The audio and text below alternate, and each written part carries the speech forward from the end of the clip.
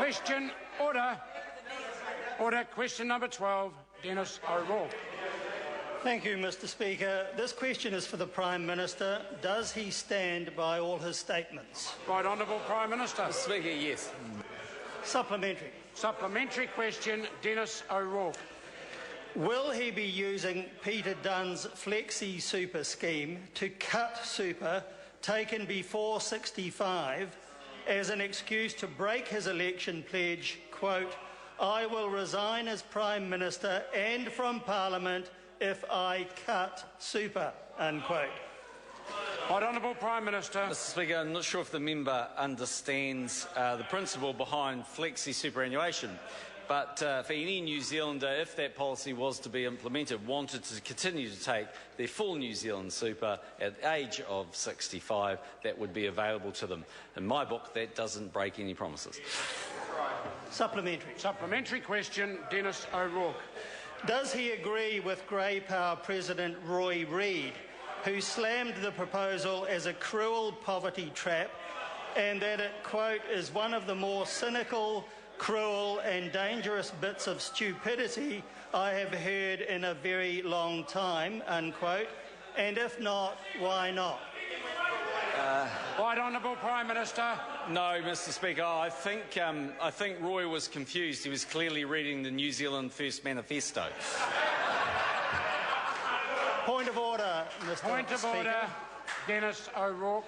I seek leave to table a letter from Grey Power on what it costs for elderly people to live today. Leave is sought to table that letter from Grey Power. Is there any objection? Appears to be none.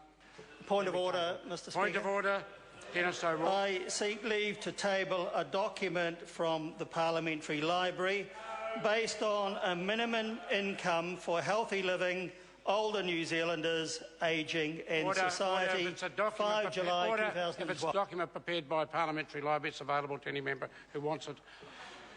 Point of order, Mr Speaker. Point of order. It was a document prepared by the Parliamentary Library based on that document. Order. Is it prepared specifically for the member? It is. On that basis, I'll put the leave. It's the easiest way to solve it. Leave is sought to table a document prepared by the Parliamentary Library specifically for Denis O'Rourke. Is there any objection to that document being tabled? Yes, there is. Supplementary. Supplementary question, Denis O'Rourke. Does the Prime Minister agree with Retirement Policy Director Michael Littlewood, who said, quote, "Those at the bottom end will not have the information they will need to make informed decisions and will have fewer financial choices.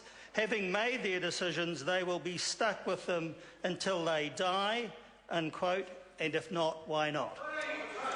Right Honourable Prime Minister. Speaker, well, firstly, let me just remind the member that it's a discussion document, so let's see what happens from there. But I do agree with one thing Mr Littlewood said, and that is that, yes, they would, if they elect to take their New Zealand super earlier at a lower rate, they would be stuck with that for the rest of their life, but that is a decision that they would be making. But if one was just to take a 2-second step back and look at the merits of this type of policy, what it would show is that there is quite a bit of merit as opposed to the crazy policy that the Labour Party is proposing, that is raising the age of super to every New Zealander by 2 years. And the reason for that is that it may well be that someone who's in a very physical job actually can't easily continue to work. Well, it'll be really interesting, Mr Speaker, whether when David Cunliffe becomes the leader, he goes and tells the unions and Andrew Littlewood's going to raise the age by 2 years. The Prime Minister has given quite a long, lengthy answer. Which is Supplementary question,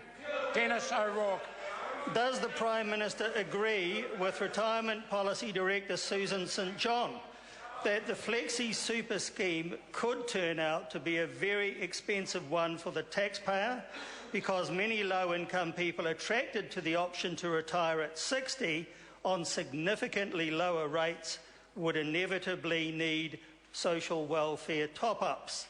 And if not, why not? Right Honourable Prime Minister. Mr Speaker, well, firstly, they wouldn't have to retire. I mean, people that take New Zealand super today don't retire, so it would be entirely up to them. Yes, of course, all the sorts of things that have to be considered, but I would have thought for a lot of New Zealanders, some of them, as I say, who are in physical jobs, don't necessarily want to work until they are 65 because their body is breaking down. It's more challenging for them to do so. Whereas there are many other people who are, for instance, not doing a hell of a lot. Let's say, for instance, are in the New Zealand First Caucus, and then they would be able to work a lot longer. And now that answer is quite sufficient as well. Supplementary. Order. Supplementary. Order. Order. Supplementary question, Denis O'Rourke. Given that I'd much rather be in the New Zealand First Caucus than the national one, I ask, does he recognise that the Dunn scheme amounts to a tax dodge to favour high-income earners who don't need super payments while still working and being taxed at a higher rate, and who will wait until they are not earning before taking more super and paying less tax on it? Right, Honourable Prime Minister. Mr. Speaker, no, I don't want to get terribly personal, but I don't know if he's noticed his leader is 68. He'll actually be 70 at the next election. Point of order, Mr. Speaker. Point of order. Point of order. Order! I have a point of order and I will hear it in silence. Denis O'Rourke.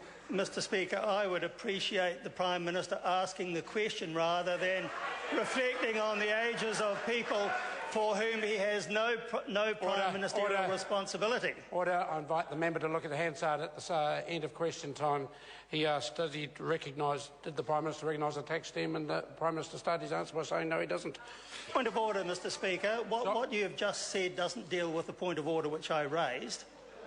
The point of order which I raised was that the Prime Minister has no Prime Ministerial responsibility for the age of any person in this Parliament, and I request that he specifically answer the question I actually asked. Order. Two points on that. I've already ruled that the Prime Minister did specifically ask the question that was raised. The second point, I invite the member to have a look at the way he asked the supplementary, and he talked about the privilege of being in the New Zealand First Caucus rather than a national caucus as he prefaced his question. Point of order, the Honourable David. I would challenge that ruling, sir, because the point that Mr O'Rourke made was in response to a quip by the Prime Minister, and it wasn't offensive, but it deserved a response. It deserved a response. It didn't justify the later reference that Mr O'Rourke complained about. Speaking to the point of order, the Honourable Gerry Brownlee. Well, as someone who certainly does not want to prolong proceedings here today, Mr Speaker, I do think worth noting that in the Prime Minister's answer, he simply pointed out a perfect example of the sort of dodgy tax behaviour that that Mr O'Rourke was alleging some pensioners might engage in. Order. Point of order. Order. I will hear from Tracy Martin. Point of order. Sir, I would. My understanding is that we don't bring other members of this House into disrepute in any way, and I would suggest that Mr Brownlee's suggestion that there is dodgy tax evasion taking place would be bringing... Order. To mention a person's age doesn't bring that person into disrepute, in my opinion. I'll hear the final point of order. Let's hope it's a serious one from Denis O'Rourke. It is a serious one, Mr Speaker. If the Prime Minister can't answer the question, why doesn't he just say so? Order. That's the sort of behaviour that will have the member not being remaining in the House. I said to the member, and I invited the member to look at Hansard, the Prime Minister did answer the question. That concludes questions for oral answer. Prior to the lunch break, the House was in committee considering the Patents Bill. I declare the House in committee. Mr Speaker. Mr Chairman.